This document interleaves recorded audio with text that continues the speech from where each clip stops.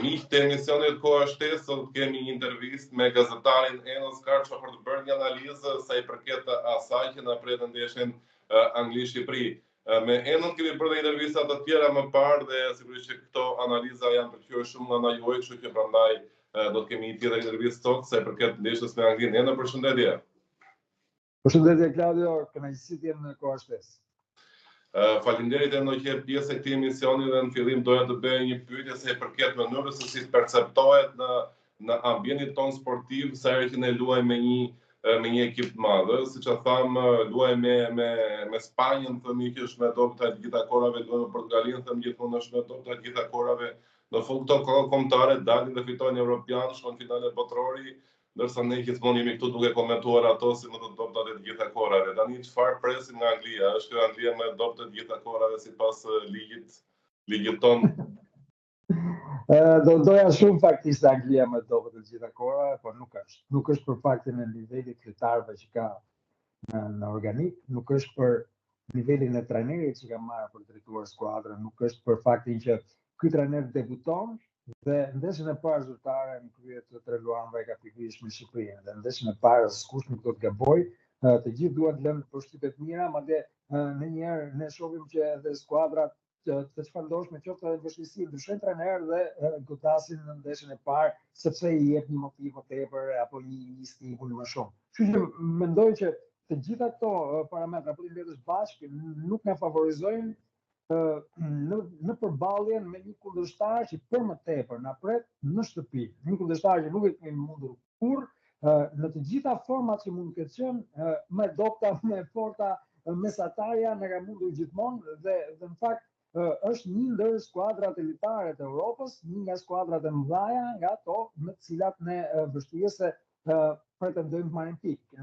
Ne kemi ndoshta në ADN-n ton ose në gen, po them që besojmë gjithmonë që mund t'i bëjmë ose t'i krijojmë probleme të mëdha këtyre skuadrave të mëdha, por në fakt nuk është se i krijojmë. Ja bëjmë jetën vështirë, mundohemi që t'i marrim një pikë, por në fund janë gjithmonë ato që fitojnë, gjithmonë ato që shkojnë përpara. Ne kemi një rritje të jashtëzakonshme në vitet e fundit dhe nëse sot besojmë që edhe mund të shkojmë në Angli dhe të marrim rezultat, është pikërisht për këtë arsye sepse kombëtarja ka treguar një rritje në kualitet dhe një stabilitet në cilin ne na bën të mendojmë që edhe mund t'ja dalim. Në fakt, topi i Sigumbulllakut është një shprehje dhe ndoshta edhe mund t'ja dalim, siç ja dolëm atëherë në Portugali. Ka një precedent që na bën të shpresojmë sepse atëherë pasi mundëm Portugalin, ne shkuam dhe u kualifikuam në Europian. Ndoshta po të mundim Anglinë, mund të shkojmë dhe të kualifikohemi në botror, por që është një ndeshje jashtëzakonisht e vështirë, nuk ka asnjë lloj kompromisi me një kundërshtar të tillë, nuk mund të thuash që është e dobët apo jo, mjafton të llogarisësh lojtarët që kanë dispozicion, skuadrat me të cilët ata luajnë dhe numrin e futbollistëve që kanë si alternativë. Po kujtoj vetëm një rast. Na është dëmtuar mbrojtësi i majt Mario Mitaj dhe kemi një problem të jashtëzakonshëm për ta zëvendësuar. Kemi marrë Alin, por që do sakrifikohet në atë rol dhe nuk e dim nëse ai do zgjedh Silvinjo do zgjedh të luajë me 4 apo do të luajë me 3 për ta ndryuar skemën, sepse nuk kemi një mbrojtës të dytë të majt të nivelit që kemi Mitaj. Ndërkohë që Anglia nuk ka absolutisht të tillë probleme. I fundit ishte Cole Palmer që u dëmtua, mori Gibbs White, një lojtar që deri tani është duke bërë jashtëzakonisht mirë dhe po udhëheq Nottingham Forest në zonën Champions. Kështu që për çfarë po flasim? Anglisë, cilin do që t'i heqësh, gjen të paktën 4-5 zëvendësues po të njëjtit nivel. Unë kam bërë një intervistë me Altin Raklin pak orë më parë dhe ai më tha që nëse do të isha në vendin e Silvinjës, sa do të kisha guxuar shumë për të bërë emër në Wembley. Sipas tij, si të humbësh 1-0 dhe të humbësh 4-0 është po njësoj, sepse në fund ti ke humbur dhe ke mundësi për të dalë me një pikë dhe për bërë befasin. Po në mendimin tënd, a është kjo logjika më e drejtë, pra ti të guxosh, të rrezikosh, mos rrish thjesht mbrapa dhe në fund fare nuk i dihet mund të bëhet ta befasi e madhe, apo jeni këtë idenë që ne kur bëjmë atë bilancin tonë të pikës të mënyrës se ne mund shkojmë në vend të parë apo vend të dytë, është që ti të marrësh ato 3 pikë me Serbinë nga 6 të mundshmet, edhe duke bërë ato imagjinatat tona që e rafim Anglinë në shtëpinë tonë në ndeshjen e fundit. Pra, në këtë lloj imagjinate, domethënë, ti mund të jesh në idenë që fundi fare është më mirë që ne të humbim me Anglinë, po të humbim me moral të lartë, jo me të shkatërrohemi dhe pastaj do ta kemi më të lehtë dhe në ndeshjet e avancuara, se në fund fare ne kemi llogaritur të humbur atë ndeshje. Nëse ma kupton pra që ose jeni idenë që të rrezikojmë gjithçka për gjithçka, ose që të bëjmë frena që të humbim 1-0, po psikologjikisht jemi ende lart, që mos të shkatërrohemi 4-0 si ndodhi në kohën e reje, si më ke parë. Doja ta shikoja Iraklin në rolin e trajnerit, nëse do të guxonte të sulmonte në Wembley Angli. Rakli e ka provuar forcën e Anglisë, madje ka edhe keqardhje se i ka nënulluar gol në Malstafën e dikurshëm, por gjithsesi kjo vlen në qoftë se nuk do të ishte një ndeshje e parë. Pra në qoftë se kualifikimi yt varej nga një rezultat në Wembley, jam dakord që edhe mund të guxosh dhe ta sulmosh Anglinë, por që të mendosh që do të bësh emër duke sulmuar Anglinë në Wembley në ndeshjen e parë dhe të rrezikosh të përfundosh i demoralizuar, i dërmuar në rezultatin e ndeshjes parë dhe pastaj të ndikoj psikologjikisht të mos mundesh dot as dorën, ky është një risk shumë i madh që nuk ka përshtypjen që asnjë trajner nuk do ta merrte përsipër. Po kujtoj vetëm një shprehje nga filmi Titaniku, kur i thot kapiteni Itanijes që se nuk e shpejton shpejtësinë se do dalësh në faqet parë të gazetave. Në faqet parë të gazetave doli se u mbyt tania. Kështu që ne nuk duhet na mbytet tania në ndeshjen e parë në Wembley. Them që është më mirë të provojmë të marrim rezultat në mënyrën tonë racionale të lojës dhe pastaj nëse Anglia i ka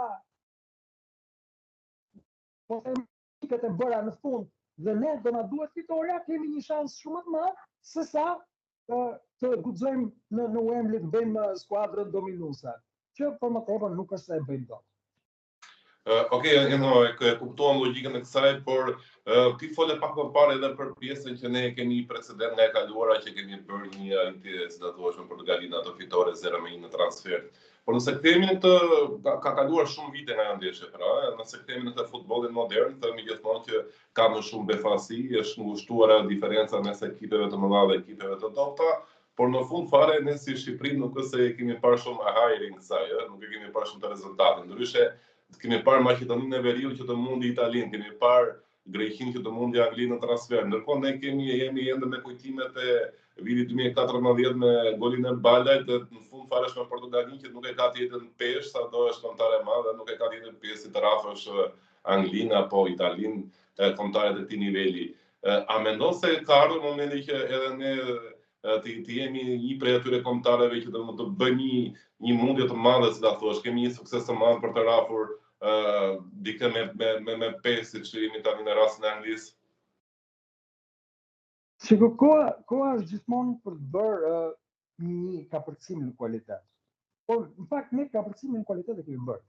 Kur më parë nuk kishim mundur Poloninë, kur më parë nuk kishim mundur Çekinë, megjithatë i mundëm, i dominuam, arritëm dhe të kualifikohemi si e parë gjë gjithë kishte ndodhur kur. Pra ne kapërcimin në kualitet e kemi bërë. Pastaj, nëse arrin të mundesh Anglinë apo Italinë, siç përmendë rastin e Maqedonisë Veriut, këto janë episode ndeshje që ndodhin rrallë, janë përjashtimi në futboll.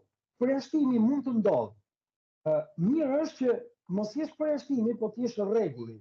Dhe për të qenë rregulli, duhet fillosh të ngrihesh gradualisht. Pra unë do besoja sikur të kishim Brojen në formën e tij më të mirë, me një sezon me vazhdimsi, pa dëmtime, të kishim lojtarët tanë më të mirë në dispozicion dhe të gjithë të luajnë në skuadrat e tyre, normalisht, dhe jo siç na luajnë ne, lojtarët më të mirë na luajnë me si puna e Aslanit, në rastin kur mungon Çalhanoğlu apo kur Inzaghi mendon që është koha për të dhënë pushim titullarëve dhe përdor Aslanin. Do doja shumë që lojtarët tanë më të mirë të mbanin pesh në skuadrat e tyre. Atëherë po që do të ishte koha që ne të mundim në një ndeshje edhe Anglinë, edhe Italinë, apo të paktën ta luanim si të barabartë dhe jo me ndjesinë e inferioritetit.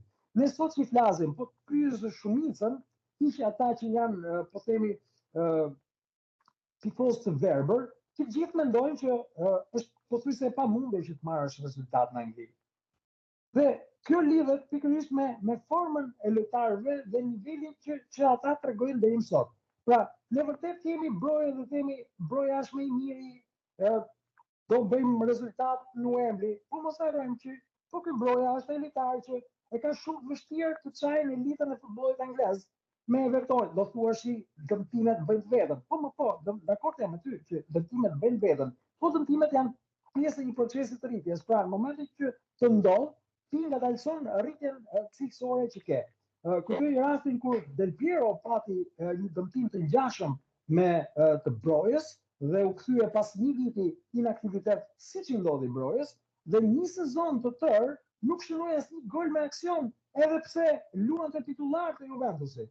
Pra, është shumë e vështirë të kthehesh dhe këto lloj dëmtimesh penalizojnë jo vetëm formën aktuale, po edhe rritjen në kualitet të lojtarit. Unë do doja shumë që të kishim lojtarët në mënyrë të tillë që ne të përballeshim me forcën tonë totale përballë një skuadre të madhe siç është në këtë rast Anglia. Sepse aty ku luan broja që luan pak dhe ne kemi lojtarin tonë më të mirë, Anglia ka 23 lojtarë që ka zgjedhur. Është saktë, jena. Po atëre, okay, tani flasim pak për Silvinjon, nuk dua të futesh në rolin e trajnerit sepse në fundit je vetëm gazetar, por dua një mendim tënd. Çfarë mendon se duhet të ndryshojë kjo kontare? Sepse ne gjithë si ambient sportiv, pra trajnerë, gazetar, jemi në një mendim që okay, kjo Shqipëria është bërë shumë e lexueshme. Kjo Shqipëria e kohëve të fundit e ndeshjeve të fundit kaloi gjithmonë në një strukturë të jetë di se si do të tentohet goli, se si do kërkohet goli, se si do mbrohet. Di komplet çdo gjë që pa dalë ende ekipi në fushë. A mendon se Silvinjo do të ketë diçka ndryshe këtherë për të provuar ato që do të ishte prapë ndryshe, pa imagjinueshme, që është botrori. Ashtu si e tentoi Evropianin, sepse Shqipëria erdhi si një befasi për gjithë kundërshtarët, erdhi me elementin e Yasir Hasanit, erdhi me Kristian Aslanin, me Bajramin, me një filozofi komplet ndryshe nga çfarë ishim mësuar para nga Shqipëria. Kjo është ideja, pra që çfarë mendon se a mendon një fillimisht se do të ndryshojë diçka Silvinjo nga komplet ideja dhe filozofia e tij lojës më parë, apo mendon se do të jetë po njësoj? Shiko, është e vërtetë që erdhi Silvinjo me Yasir Hasanin, u bëri befasi, erdhi me Kristian Aslanin, me Mitaj, po. Me Mitaj të gjithë. Por ne nuk është se kemi zgjedhjet kaq shumëta sa të mund sjellësh gjithmonë element të ri dhe të surprizosh kundërshtarën. Pra ne këto lojtarë kemi dhe këto bëjnë mirë të mbajnë fort. Ajo që unë do shprehtoja shumë, por në këtë rast nuk është se i vë shumë faj Silvinjo. Është pjesa ofensive. Mos harrojmë Armando Broja, që është lojtari jon më me kualitet, një lojtar i shpejt, i aftë të driblojë në 1-kundër 1, sikurse nuk kemi asnjë tjetër, sepse edhe Manaj kur vjen puna te roli i qendërsulmuesit e ka shumë të vështirë të driblojë, pavarësisht se është lojtar teknik.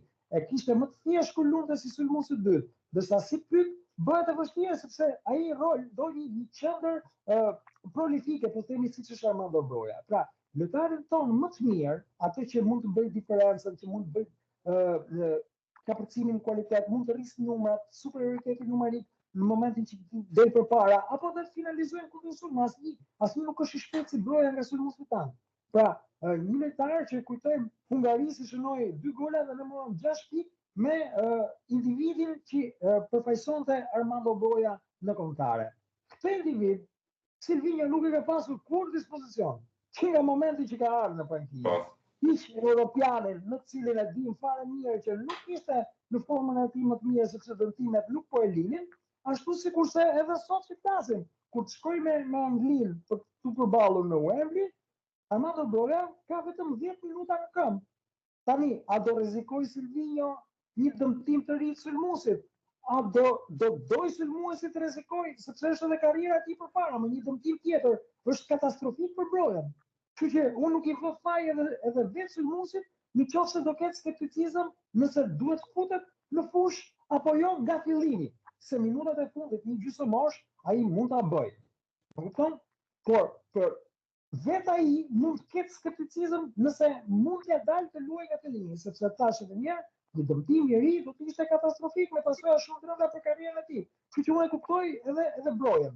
Ashtu sikurse e kuptoj dhe Silvinjon, pse e thiri, sepse është lojtari më i ri që ka, por që nuk e ka pas kur dispozicion. Pra, në qoftë se ne do kemi një lojtar si ai në formën e tij optimale dhe pa frikën e dëmtimeve, të siguroj fare mirë që dhe lojtarët e krahut do kenë të tjetër rol dhe tjetër impakt në ndeshjen.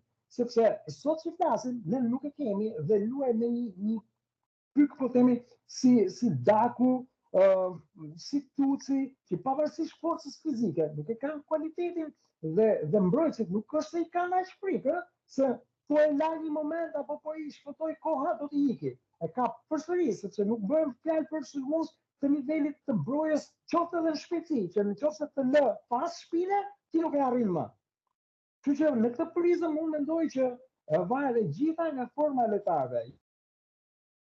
Sami, për shembull, po rezultate të jashtëzakonshme nga Korea e Jugut. Pra, jo vetëm në kampionat, ku vazhdon dhe është titullar, po merr minuta, por edhe në Champions League në Azis. Do thuash ti që është Champions League Azis, po pra për Champions ka edhe lojtarë si Cristiano Ronaldo aty, edhe si Benzema. Kështu që nuk është për të çmuar si nivel kompeticioni. Dhe fakti që ai vjen me 9 ndeshje në gola, mua bën personalisht më bën shumë përshtypje dhe shumë impakt. Ashtu sikurse dhe Manaj. U shqetësova kur pash dëmtimin e Manajt, sepse një dëmtim, një traumë kranike, pra mund të jetë me pasoja, por fakti që ai u kthye në kampionat dhe shënoi prap gol, bën të shpresosh. Sigurisht lojtarët që marrin konfidencë me golin, marrin konfidencë me veten, bëjnë lojtar të rrezikshëm. Është ndryshe një lojtar që vuan, po marr rastin e Uzunit. Unë Uzunin e kam përqyer gjithmonë për mënyrën se si ka luftuar për vendin e tij dhe për karrierën e tij. Dhe vlerësoj jashtëzakonisht shumë. Por një lojtar që vjen psikologjikisht i ngarkuar, se nuk po del loja, nuk po merr atë që mendon që duhet marrë, bëhet shumë e vështirë që të çaj në një ndeshje për më tepër si ajo kundër skuadrës. Reflekton edhe kontare. Patjetër, nuk diskutohet. Ja, e shohim edhe te Muçi. Muçi është lojtar me kualitet, por nuk e ka vazhdimsinë. Dhe ajo mungesë vazhdimësie që ka Muçi e penalizon edhe kur futet me kombëtare. Sepse në përmendjen e sulmuesit e lojtarit në këtë raste, kaloi mira mendime përveç asaj të ndeshjes. A e duart roket Armando Broja, nda e priste që ky sulmuesi ishte pjesë e Shqipërisë për të ndeshjet të marsit. Pra, dhe gjithë historia e Armando Brojës, gjithë ato dëmtimet e tij, fakti që pritja i shumë gjatë, 6 muaj, 7 muaj, u rikthye në janar, më pas 2 dëmtime tjera në janar, dhe historia që u mendua se do të kishte mbyllur sezonin, dhe papritur ai kthehet kaq shpejt dhe vetëm pas 15 minutash te Evertoni e vuri veten në gatishmëri për të rrezikuar me Shqipërinë, duke thënë që unë jam gati. Ndërkohë që nga e kaluara mund kemi pasur 2-3 emra të tjerë të cilët në ekipe më pak të njohura sa Evertoni kanë zgjedhur, ka thënë më mirë por i ekipi im se sa vite Shqipëria. Kjo çfarë ndjesie të jep ty?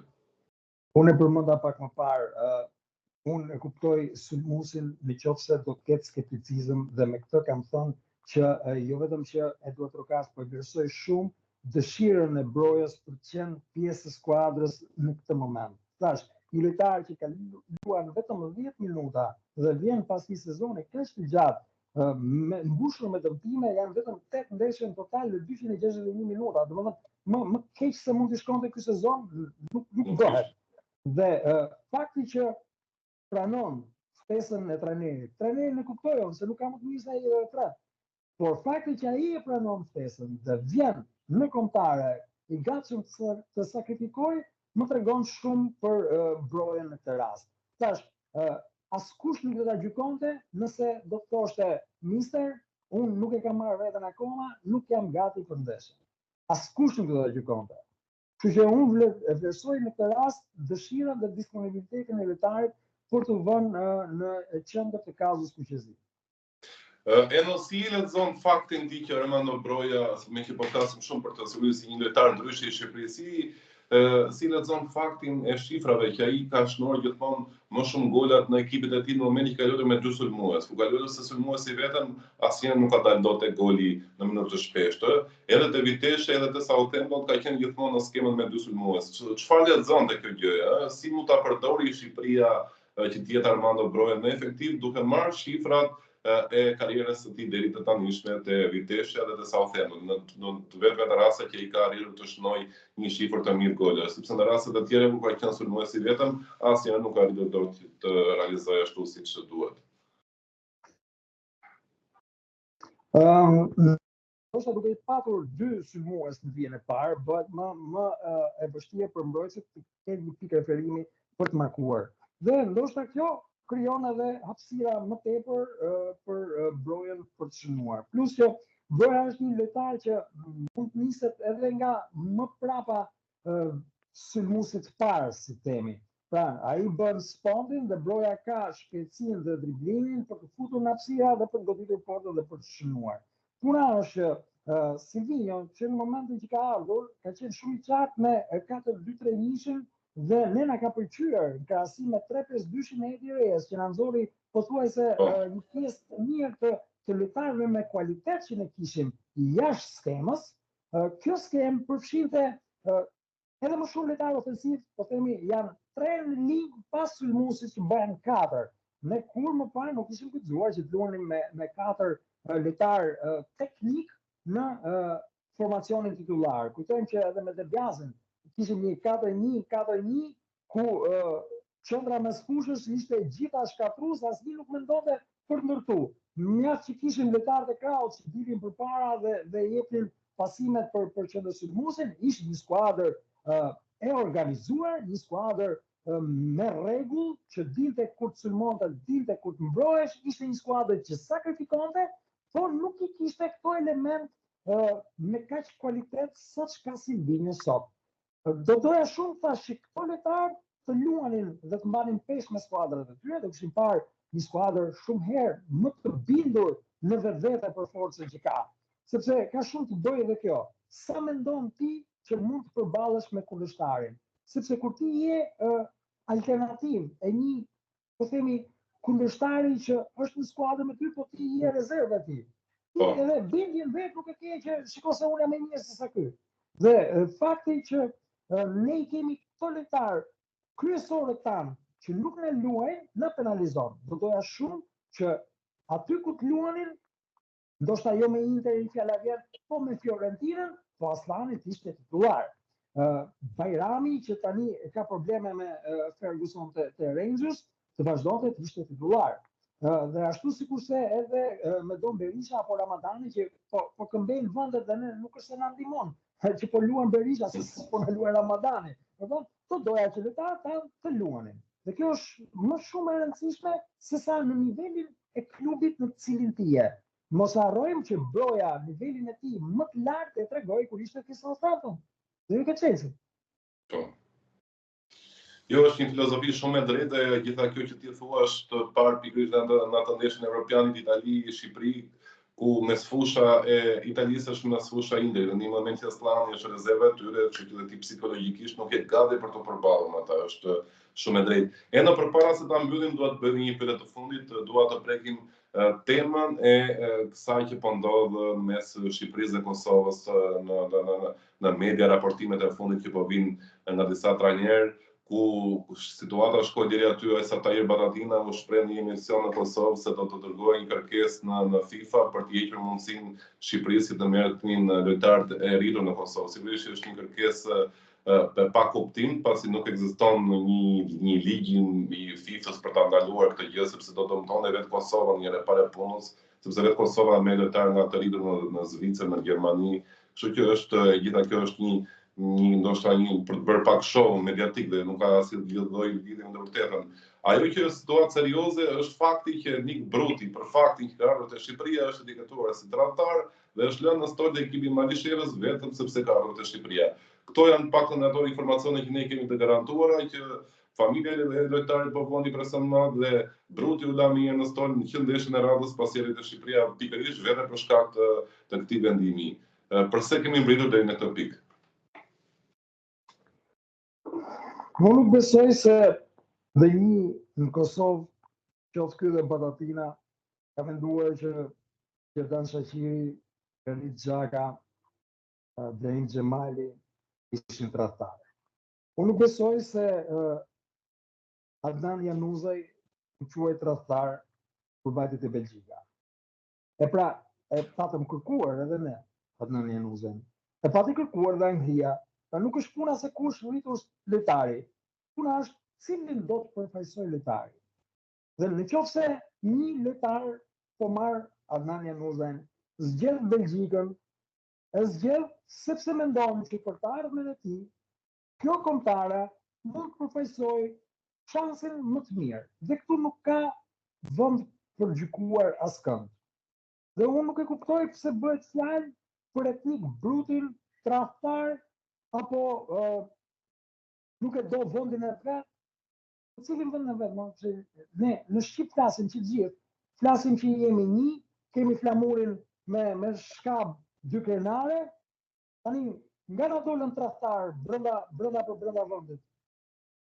Se kam dëgjuar edhe nga këto variantet që ne jemi një vend shtet sovran. Shtet sovran je, dakor, po jemi një kombër. Flasim që gjithë Shqip. Unë nuk mendoj se kur Orges Shehi shkon te Ballkani duhet të quhet tradhtar se iku nga Partizani dhe shkoi atje, apo Mirel Ljosa, apo trajnerë të tjerë shqiptarë që shkojnë aty.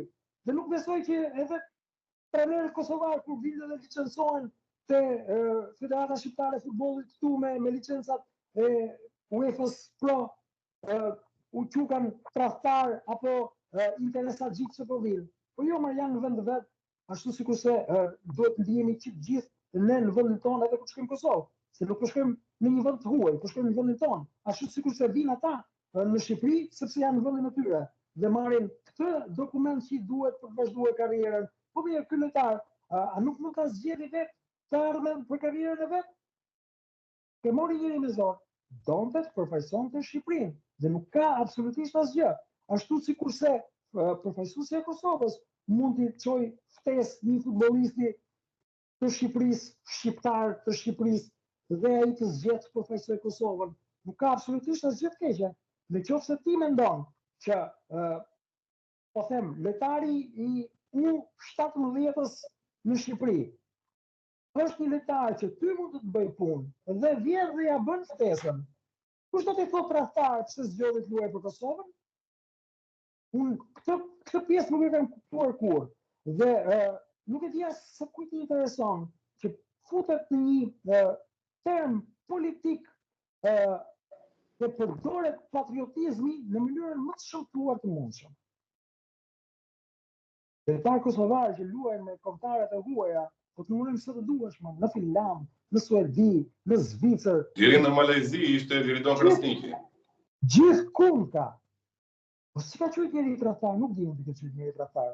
A që ka tradhtarët i brutit se zgjodhi të luajë për Shqipërinë? Po dhe Etri Berisha luan për Shqipërinë. Nuk keni thënë që është tradhtar.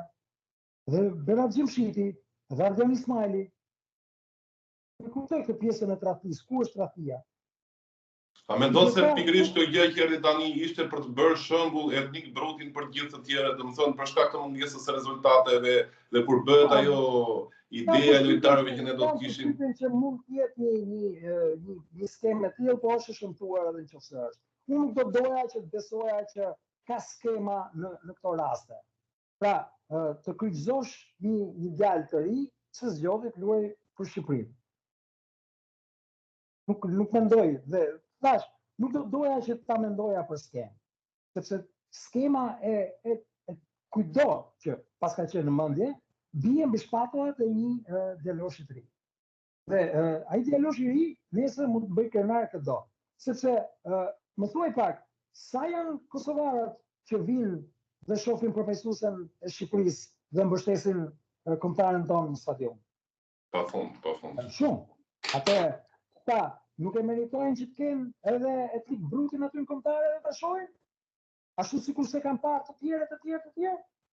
Se duhet quhet tradhtar djaloshi? Sa harrojmë që është një djalë që deri më sot e keni bërë rit stadium. Tani doli tradhtar. Këto janë për mua këto duhen harruar sa më shpejt, sepse nëse nuk e ke ngritur zërin kur Zvicrat ka marrë lojtarë, nëse nuk e ke ngritur zërin kur ka marrë Suedia, Finlanda, nuk e di tash kontare pa fund që kanë futbollistë me përjardhje kosovare, atëherë të lutem shumë, ky nuk është fare tradhtar. Ky nuk është fare tradhtar sepse ku shkoi? Shkoi ke skuadra M. Unë kështu e mendoj pak. Heno, të faleminderit për intervistën dhe sigurisht do të dëgjohemi në tjera intervista së bashku. Faleminderit. Kënaqësi, Claudio. Faleminderit.